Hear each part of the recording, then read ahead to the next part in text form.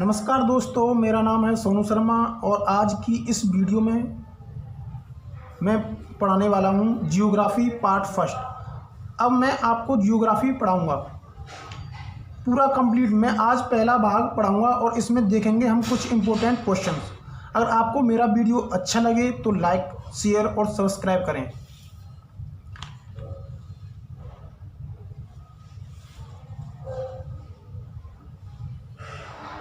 भूगोल।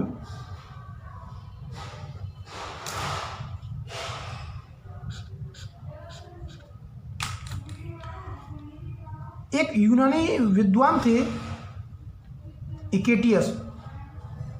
यूनानी विद्वान थे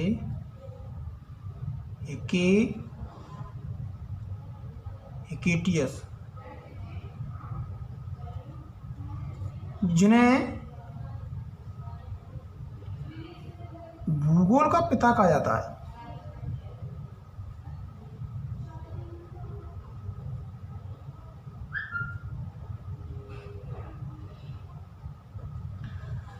जो भूगोल शब्द है उसका सर्वप्रथम प्रयोग है जो ग्रीक विद्वान थे इरेटोस्थनीज।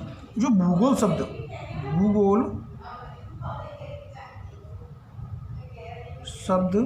का सबसे पहले प्रयोग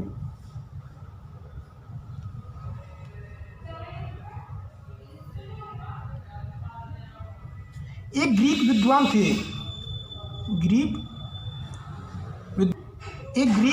थे उनका नाम था इरेटोस्थनीज।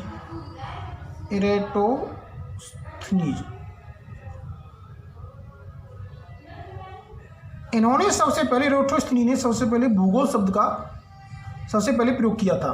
तो ये ग्रीक विद्वान थे और इरेटोस्थनीज ने ही सबसे पहले पृथ्वी की जो परिधि है, पृथ्वी की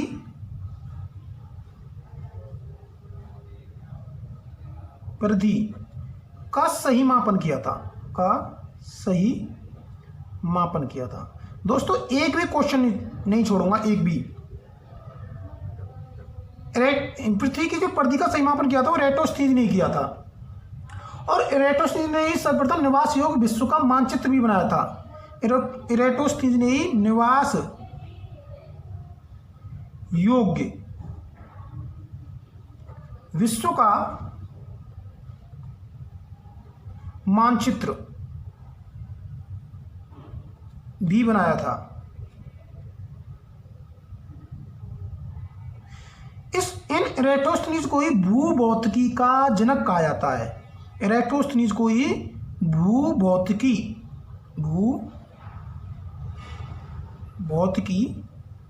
का जनक कहा जाता है। ठीक है दोस्तों, अब पढ़ते हैं अरस्तु के बारे में। इरेटोस्थनीज के बारे में इतना ही जानकारी बहुत है। अब पढ़ेंगे अरस्तु के बारे में।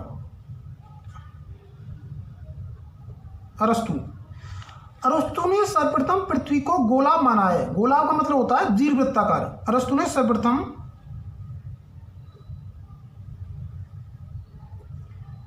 पृथ्वी को गोलाभ माना है। गोलाभ का अर्थ होता है दीर्घवृत्ताकार। गोलाभ माना है। ठीक है दोस्तों, न्यूटन ने सर्वप्रथम पृथ्वी को गोलाभ आकृति को सिद्ध किया था। इन्होंने माना था, लेकिन जो न्यूटन हमारे वैज्ञानिक थे, न्यूटन जो भौतिकी के पिता हैं, न्यूटन ने सर्वप्रथम पृथ्वी की गोलाभ आकृति को, पृथ्वी की जो गोलाभ आकृति है, पृथ्वी की गोलाभ आकृति को सिद्ध किया था।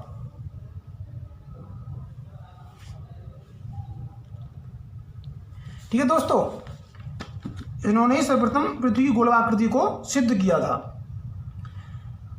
जो भूगोल शब्द का जो प्रयोग है, भूगोल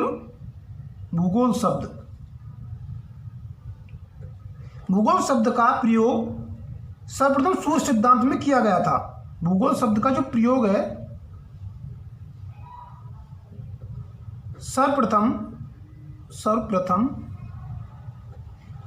सूर्य सिद्धांत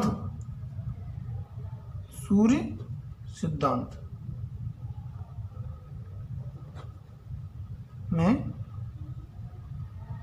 किया गया था।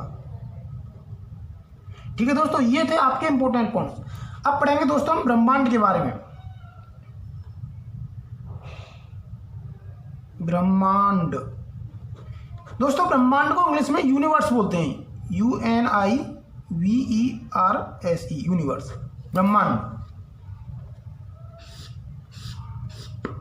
ठीक है दोस्तों, ब्रह्मांड की उत्पत्ति है आज से जो लगभग 13.7 अरब वर्ष पहले बिग बैंग की घटना हुई थी, उसके अकॉर्डिंग मानी जाती है। इसकी जो उत्पत्ति है ब्रह्मांड की आज से लगभग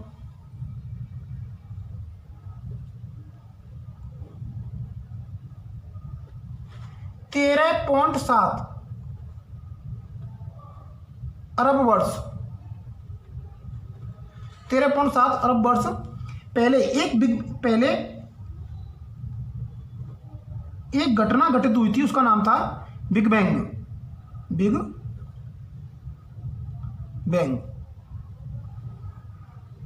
की घटना। ब्रह्मांड की जो उत्पत्ति है वो आज से लगभग 13.7 अरब वर्ष पहले बिग बैंग की घटना हुई थी, उसके अकॉर्डिंग माना जाता है। 1543 ईस्वी में 1543 ईस्वी में सर्वप्रथम कोपरनिकस ने सौरमंडल की खोज की थी। 1543 में सर्वप्रथम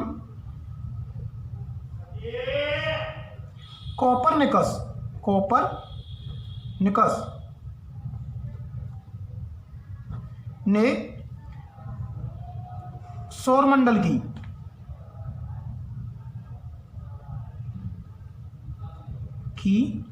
खोज की थी। दोस्तों, हमारा जो ब्रह्मांड है, हमारा जो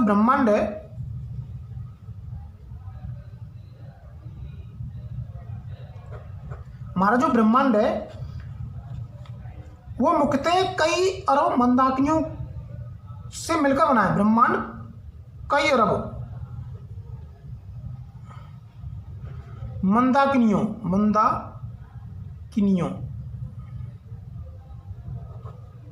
से मिलकर बना है।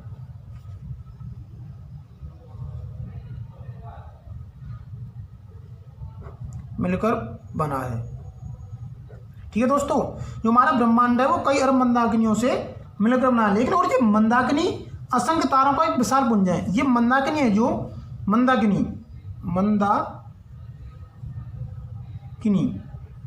ये जो मंदाकिनी है, ये असंख्य तारों का एक विशाल पुंज होता है। एक विशाल पुंज होता है दोस्तों, जो कि जो विशाल तारे हैं, जो ये जो तारे हैं, ये गुरुत्वाकर्षण के द्वारा एक दूसरे से जुड़े होते हैं। ये तारे गुरुत्वाकर्षण के द्वारा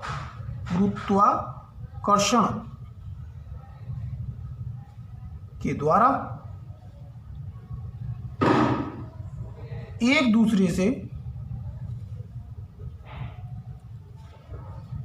जुड़े होते हैं। दोस्तों,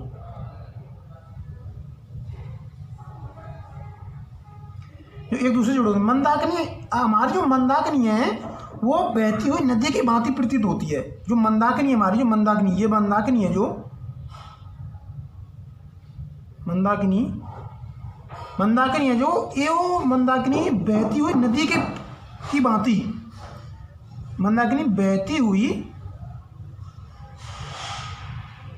नदी की भांति प्रतीत होती है। दोस्तों,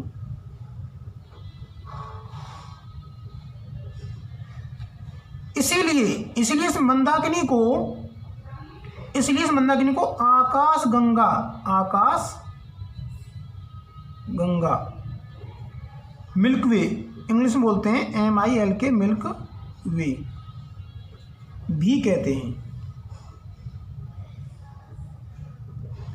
ठीक है दोस्तों, जो मंदाकिनी है उसे आकाशगंगा भी कहते हैं। हमारी जो मंदाकिनी है, जो आकाशगंगा है, आकाशगंगा,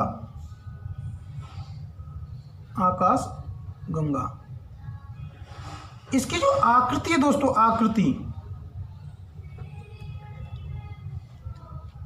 इसकी जो आकृति दोस्तों वो सर्पिलाकार है। कैसी है? सर्पिलाकार है। ठीक है दोस्तों, आकाशगंगा जो हमारी मंदाकिनी, इसकी जो आकृति है वो सर्पिलाकार है दोस्तों। अब जो नवीनतम मतलब जो नई ज्ञात मंदाकिनी है, नई ज्ञात मंदाकिनी है दोस्तों, नई ज्ञात मंदाकिनी, जिसके बारे में हम जानते हैं दोस्तों, उसका नाम है डवार्फ मंदाकिनी।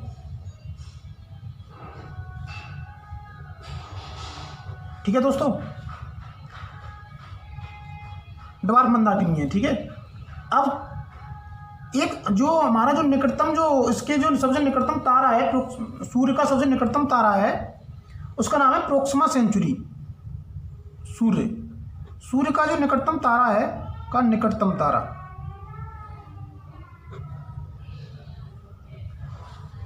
उसका नाम है प्रोक्सिमा सेंचुरी है।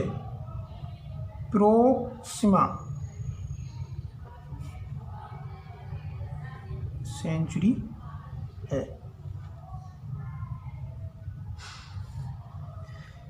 जो प्रोक्सिमा सेंचुरी, सूर्य का जो निकटतम तारा है उसका नाम है प्रोक्सिमा सेंचुरी है। चलिए दोस्तों, इसके बारे में इतना ही। अब पढ़ते हैं दोस्तों ब्लैक होल की घटना। ब्लैक होल, ये ब्लैक होल क्या है दोस्तों? जो ब्लैक होल है, हमारी जो आकाशगंगा के केंद्र में स्थित अत्यधिक गुरुत्वाकर्षण होता है, वह ऐसा क्षेत्र होता है जो अपने प्रकाश को गुरुत्वाकर्षण क्षेत्र से बाहर नहीं जाने देता है। मतलब हमारी जो आकाशगंगा होती है, हमारी आकाशगंगा के जो केंद्र होता है, हमारी आकाशगंगा के जो केंद्र में स्थित अत्यधिक गुरुत्वाकर्षण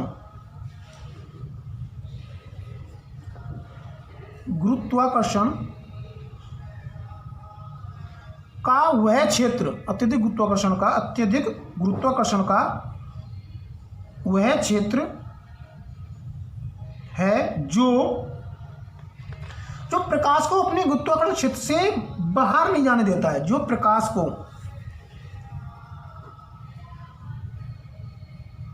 अपने गुरुत्वाकर्षण क्षेत्र से बाहर नहीं जाने देता है।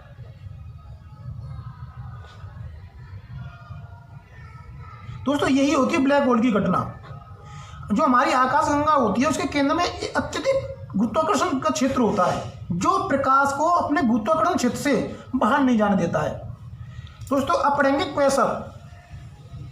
दोस्तों, ये क्वेसर है, जो क्वेसर है, ये खगोलीय चमकीला पिंड है। क्वेसर क्या है? एक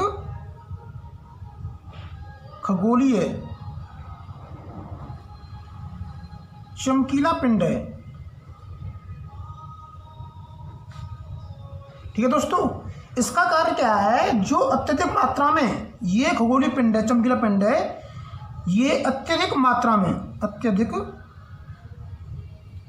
में ऊर्जा उत्सर्जित करता है।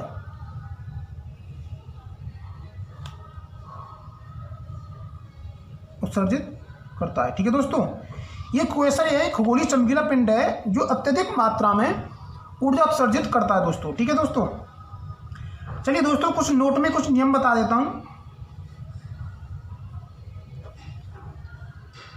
दोस्तों, प्रकाश वर्ष, एक तुम्हारी प्रकाश वर्ष